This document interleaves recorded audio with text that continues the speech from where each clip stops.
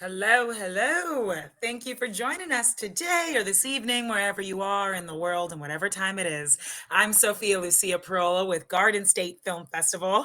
I'm super excited because this year we have our 22nd annual Garden State Film Festival. We're back in Asbury Park, New Jersey and Cranford, New Jersey. And this year we have over 200 films from 14 different countries, all different types of films, genres. We got features, pilots, shorts, music videos, animations. There's so much great stuff. And we are here with a feature film called Don't Tell Larry. I am here with the co-writers, co-directors, and co-producers. We have Greg Porper and John Shimke. Hello. Hi, Sophia. Hello. Hello. Hi. Thank you both for joining me, and congratulations on your acceptance and making such an awesome film. Thank you so much. Thank you so much. Oh, it's my pleasure. I'm so excited to interview you guys today. And guys, before we even get into it, let me tell you, this film is hilarious. It's funny, it's unpredictable. I've never seen a story like this before. And it has 5 nominations at Garden State Film Festival. So yes, big congratulations to you both. And a round of applause. Thank you. Yes, Thank of you. course. Before we get into it, can you both just tell me a little bit about yourselves? Introduce yourselves briefly for me and the audience. Sure, John, you want to start? Sure. Well, my name's John. I work a lot as a television editor. I've done a lot. I do writing and directing independently in the past. I worked in a lot of reality TV. I was the lead editor of Red Table Talk, Jada Pinkett Smith's talk show. But my passion is definitely narrative cinema. And when Greg and I met, we connected on that, and we've been writing and directing together for, put me on the spot now, I guess maybe 6-7 years. Greg will probably know, but that's kind of me in a nutshell. What a nutshell that was. Amazing. Thank you, John.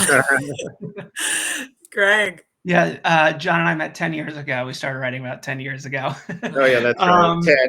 Took off a few years there. Time flies when you're having fun. Yes, exactly.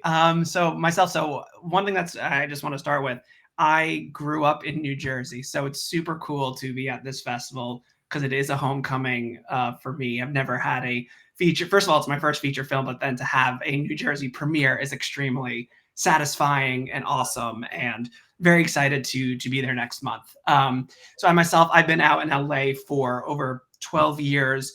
I've worked as a freelance writer, director, producer. I worked in development for years at various production companies. I've worked in post as a story producer, working in different documentaries.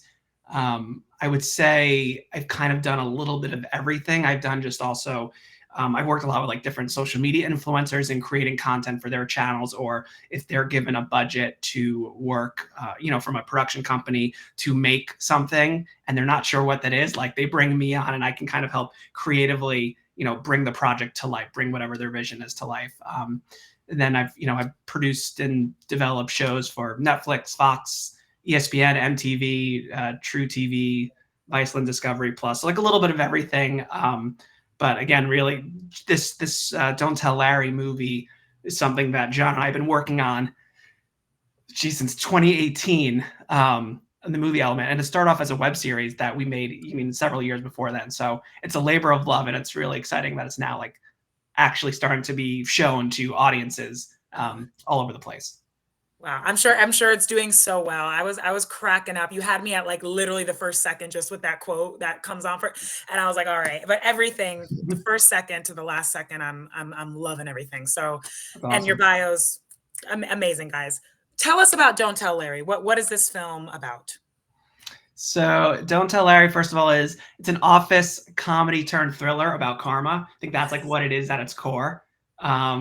I like to say it's like and John, I'm sure will chime in too. It's a 90-minute edge of your seat roller coaster ride. I think it's going to make you laugh. It's going to make you gasp. It's going to keep you guessing until the end. Our main character is Susan Newmar. She tells a little lie to her new coworker, Larry, who is frankly a little bit off. And it's just about how this one little lie just about a company party just spirals wildly out of control. So I'd say that's kind of like in a nutshell what this movie is. What was the inspiration for you two writing it, and how did that collaboration look like this over a 5-year period of you kind of started as a web series, and then now we have Don't Tell Larry feature? Like, what was the inspiration when it started, and then how did that look making it to what we see today? The inspiration started with a title, Don't Tell Larry, that Greg came up with. And when we were, when you have a writing partner, we always throw things against the wall. And one day he was like, I have this idea for something called Don't Tell Larry. And then we just started coming up with these ridiculous ideas, and to the point where, it's like, what if somebody in the office got weirder and weirder and then dangerous and more dangerous, and everything Wow, just escalated to a ridiculous point. And so then that was kind of the starting point of that. that is so interesting. And how did this collaboration work over 5 years? How did you guys write this together? How did you produce this together? I know we don't have a lot of time. I'm sure it was a lot, but how I'll do did my that best go? to give the abbreviated version. Always. So Yeah. we started writing this in 2018. We both had full-time jobs, and so we were finding times to write, between like the hours of 6 a.m. and 8:30 or 9 a.m. most days of the week Oh before my we gosh. started. We try to fit in a few hours in the evening. I remember, we lived in different parts of Los Angeles, so I actually have a distinct memory of one of the first times we met to talk about this script was in an IHOP that was like in the middle of the city, like between where we both lived. And I would say, yeah, then ultimately we were writing. First, we met in person, but then we were writing remotely. And then obviously we were writing like into the beginning of the pandemic as well. So we were pretty much on Zooms, Google Meets all the time. We use Final Draft, have collaboration mode. So we're talking, we're outlining everything. I have a whiteboard in my office here. John has, he has no cards in his office at home. And so we're both like simultaneously having our outlines, but also having something on the screen that we're working off of. And then we have a script, Final Draft, and we kind of both write together. Wow. Yeah. That's amazing. And is this the first time you guys ever, I know you met each other 10 years ago. This the first feature you guys ever made together, or have you collaborated before this? We've collaborated. We've done a lot of web series together, a few, but this is definitely our first, long form feature that we've done together. What a success. What a successful first. So as I mentioned, this film, Don't Tell Larry, has 5 nominations at Garden State Film Festival, 5. Every single one, I think, for a feature film. Let me shout them out because the cast is phenomenal, and I want to shout each one out. So Dot Marie Jones is nominated for Best Supporting Actress. Ed Begley Jr. is nominated for Best Supporting Actor. Kenneth Mosley is nominated for Best Actor. I'm rooting for him. And of course, also Patty Guggenheim for Best Actress in a feature. This ensemble, and then Best Ensemble. Yeah. So, and I'm not surprised for any of these nominations. This cast, this ensemble is phenomenal. Tell me how you found the perfect cast and how you got these amazing actors. Yeah, well, thank you Amazing credit. I mean, we all yeah, we're honored to be working with such talented actors. I mean, Yeah. they took the words that John and I wrote and they just took everything up a level in every Made it possible way. funnier. Yeah, made it a lot funnier. So Kyle Kennedy, who plays Larry, who John and I actually met at our first, we all met at the same company. We're all working various jobs at the same company in real life. And John and I, when we started getting, close as friends and as collaborators, we met Kyle, and Kyle just had us in stitches every time he spoke. And so we made a web series with Kyle as Larry. He reprised his role from the web series. Through that, when we then built out the world, Kyle is the one actually who introduced us to Patty, who plays Susan. They are both in the Groundlings together. And I mean, those two just are so incredibly talented, are so quick on their feet. And then in terms of kind of the rest of the cast, we had a casting director, Ricky Masler, who sent us, I think we had literally hundreds of auditions, and there were so many unbelievable candidates, frankly, really just the pool of actors, not just in LA, but all over the country who are so talented. We were so lucky to have all these actors at our disposal, but Kenneth in particular, he really shined in his audition to the point where he Yeah. was really singing his character.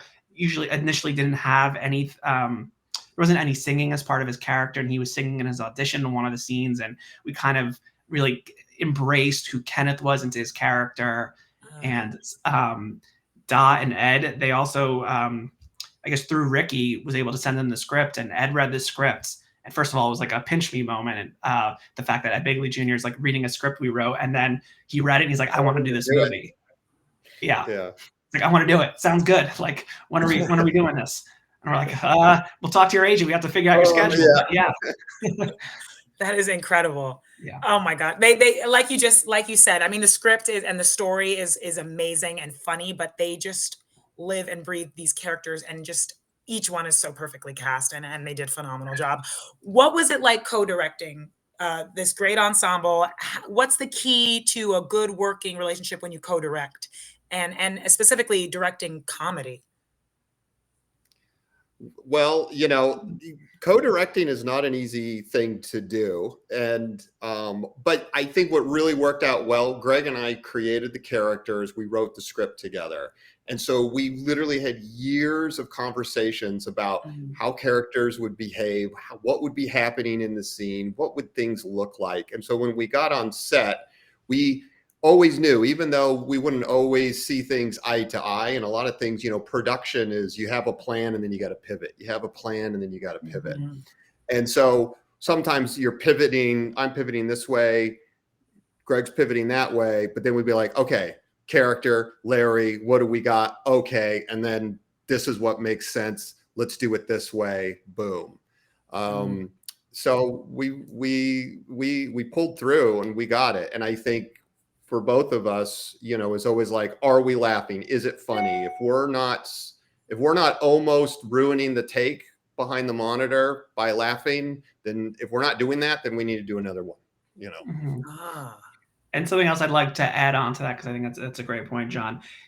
This wasn't always the case, because I think we was definitely a lot of tag teaming, but on set we felt like John was definitely spending a lot more time like right behind the camera lens with our DP. And I was more in Video Village, you know, watching, you know, the takes. I tend to focus a lot on the performances, giving alt takes for improv, you know, kind of working on the comedy. John's there making sure we're getting those shot lists, because John also edited the movie. So, and again, we both, and vice versa. There's times where I'm in front of the camera, John's in Video Village, but also having us like at all times, whether it's the certain shot or the performance, like it's being covered one way or the other. And sometimes, you know, both of us have directed things, you know, on our own. These things are not impossible. There's plenty of people who do this, but it just found it's an extra superpower when you have a second mind, essentially, executing. Yeah. And the other thing too with us is we're always challenging each other to do better. So it's like, okay, this was really funny. How can we be funnier? This moment was really scary. Can we be scarier? Like, can we push it? And it's fun because there's a back and forth where it's like, I think that's what gets us our best work, is when we just constantly are pushing each other to do better. Love that. I'm learning so much just hearing you guys talk about the making of this film and how you guys work. But I really want to know, I mean, you both have such extensive careers and bios. You mentioned a lot of them earlier, but I won't even go into it. But yeah, I wrote a bunch down. But you look at these two bios, guys. They're amazing. What would you say you've learned? I know you've learned a lot, but like one thing that is so like important that you've learned throughout your career, and even through making this feature, Don't Tell Larry, that you can kind of, other filmmakers might take with them, or you take with you to your next project?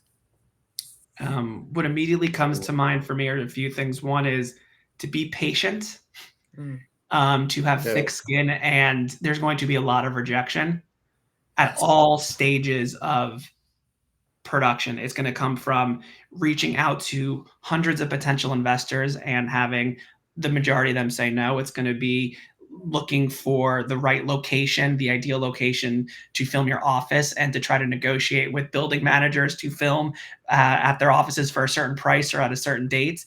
It's going to be, in the distribution phase when you're ready to meet with distributors and you're looking for certain people to, to partner up with.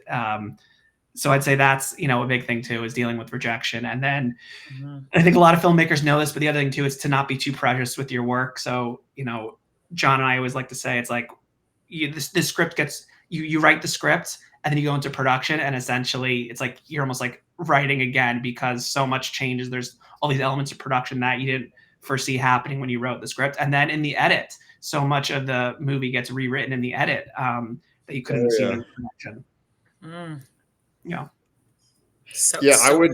Yeah. I would echo, my biggest thing is don't be precious about anything except, your story. And that to Greg, it's like you write the movie in the script, and then you write the movie in production, and you're not always going to get what's in your head. It's like, it's just the guide in your head of what you're going to make real in the real space from your creative energy. And then, when you get into editing, it's always like, that's how that take went. That I don't remember that being that way, And so you got to be precious about nothing. Even if you thought in production it was a great take and it wasn't, or it didn't go the way you thought it did, you figure it out in post. And then even when you're showing it to people, and always show your movie to people before you lock it. Get feedback from an audience, because if people are confused or it's not working, you need to understand, because you're so inside the bottle. You think it's funny, it makes sense to you, but if it doesn't make sense to the audience, then it's you have to change it. You got to rework it. You got to fix it. You're there to tell a story to an audience, and so if it doesn't make sense to an audience, you're not doing your job right. Telling your story to an audience. And that requires you to not be precious about anything at all. Yeah. Like, but let me explain to you why I did this, right? Like, there's no time for why that. they're doing that is they're like, that doesn't make any sense. And Greg and I literally have been, our hearts got crushed many times showing it to test audience, and these are our friends too, or acquaintances. And it's like, sometimes it's strangers, but it work for them. It's definitely not going to work for anybody. So let's rethink this. But they don't care. It's in there, and they don't care that there was, $50,000 worth of production value that went into this shot. It's the shot of this insert that we got, 2 months later, works much better than the really complex shot. And it's great because they didn't know what went into it. Like you need an unbiased response, definitely before locking. So wholeheartedly agree with John on that. I'm happy you were on full, John, because I was here just like literally. I feel like I was at good. I'm glad I didn't break up on the internet on that one. I felt good about that answer.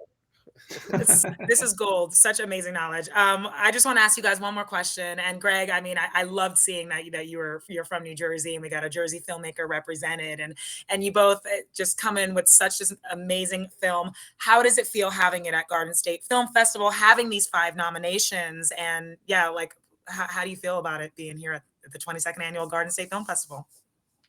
I mean, it's super excited. It's an honor. I submitted my very first my very first short film to Garden State years ago. Did not get in, so it's very very satisfying now to have a project accepted in, and to come to New Jersey, and to have some family and friends from the New Jersey area also come and support our film and to support the festival. Wow, that's like many full circles for you, Greg. That's amazing. Yeah. John, I know you're not a Jersey boy, but how's it feel having Don't Tell Larry here? I love being a part of, with new audiences. And even though I'm not from New Jersey, I love the East Coast. I've been to New Jersey before. It's a beautiful state. And I'm just very excited to be sharing Don't Tell Larry with a brand spanking new audience. I think the festival goers are going to love this movie, and they're going to be surprised. And and I can't wait in the audience with them and feel that energy with them as well. I think it's going to be a great time for everyone. I absolutely agree. Perfect way to end this off. Thank you both so much for taking the time with me to talk about this film. Thank you for making this film. I'm so excited for Garden State Film Festival audiences to watch it because it is just funny. It's a breath of fresh air. It's inspiring to makes me want to make film. It's just so many elements of it are amazing. So guys, let me tell you how you can see Don't Tell Larry. It'll be screening Sunday, March 24th. The film block starts at 12:15 and it'll be at Asbury Hotel. Definitely check it out. And what an amazing honor that both of you will actually be there too. So hopefully I get to see you guys. Congratulations again and thank you. Thank you so much, Sophia. Pleasure talking with you. I agree. Bye. Bye. Bye.